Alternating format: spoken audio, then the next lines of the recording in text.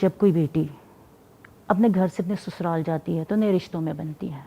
استاذہ جی کی بات کہ بڑے پروٹوکول سے اسے اس گھر میں لایا جاتا ہے اور یہ پروٹوکول کچھ دیر قائم بھی رہتا ہے، لیکن اس کے بعد پھر کچھ موافقت میں کمی شروع ہو جاتی ہے، عدم موافقت شروع ہو جاتی ہے اور برائیاں زیادہ نظر آنے شروع ہو جاتی ہیں. ایسے لگتا ہے کہ جیسے احتساب کی ایک عدالت لگ گئی ہے اور ہر جرم جو ہے وہ قابل معافی نہیں ہے، اور بلکہ رشتے اس وقت نبھائے کم اور آزمائے زیادہ جا رہے ہوتے ہیں.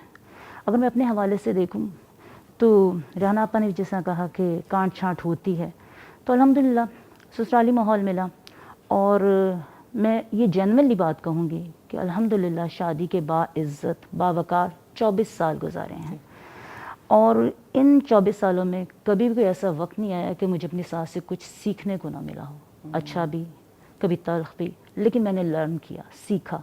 استاد جی نے کہا کہ ایک بہترین درس گاہ ہے سسرال، اور ساس ایک بہترین استاد ہے.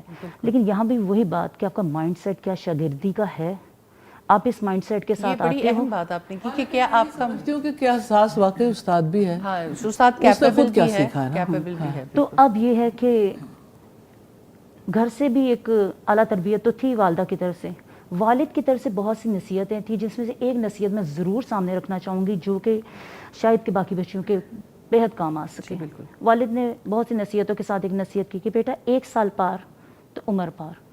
1 سال کافی ہو جاتا ہے آپ کو سمجھنے میں اور آپ کے کانٹ چھانٹ ہونے میں اور آپ کی برداشت میں، آپ کو اپنے ظرف کا اور دوسرے کے ظرف کا بھی پتہ چل جاتا ہے. تو جو ظرف والے لوگ ہوتے ہیں، جو فطرت پہ قائم ہوتے ہیں، وہ رشتے بناتے نہیں ہیں، وہ رشتے نبھاتے ہیں، اور خاص طور پہ اس جگہ جا کے رشتے نبھاتے ہیں جہاں ہر کوئی آپ کو اپنا مد مقابل سمجھ رہا ہوتا ہے. یہی آپ کی اچھی تربیت ہے، اور الحمدللہ وہ 1 سال جیسے بھی تھا، جتنی بھی کوئی تلخ بات بھی ہوگی، کیونکہ یہ میں نہیں کہتی کہ صرف سسرال ہی کی طرف سے، اپنا نفس بھی آپ کا کمزور تھا، بہت ساری ایکسپیکٹیشنز کے ساتھ آپ بھی گئی تھیں، اور بہت ساری ایکسپیکٹیشنز کے ساتھ آپ کے سسرال والے بھی آپ کو لے کر گئے تھے. وہ توقعات جو بہت زیادہ بڑھی تھی، اس وقت اخلاقی توقعات تھی. آج کل تو میٹیریلسٹک توقعات ہیں نا، اس وقت کی توقعات میں اور آج کی توقعات میں فرق ہے. آج کل ڈیمانڈز ہیں، اس وقت یہ تھا کہ عزت، تکریم اور احترام.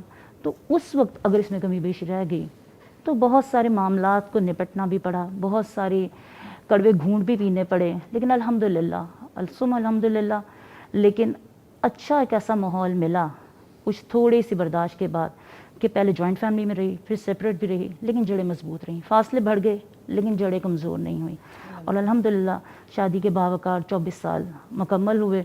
اور انشاءاللہ آئندہ بھی اللہ سبحانہ تعالیٰ اسی سلسلے کو جاری رکھیں گے. اور یہی دعا میں باقی بچیوں کے لیے بھی کرتی ہوں کہ اگر سسرال میں آپ جا رہے ہو، الحمدللہ آپ کی طرف سے اچھی ٹریننگ بھی ہے، لیکن یہ نہیں کہ آپ کے لیے وہاں پہ پھولوں کے سیج ہیں، کانٹے بھی ہیں پھولوں کے ساتھ. برداشت کا مادہ ہونا چاہیے، اڈیپٹیبلٹی ہونی چاہیے. باقی یہ ہے کہ سسرالی ماحول کل بھی احتساب گاہ تھے، آج بھی احتساب گاہ ہیں، اور یہ سلسلہ تو چلتا ہی رہے گا.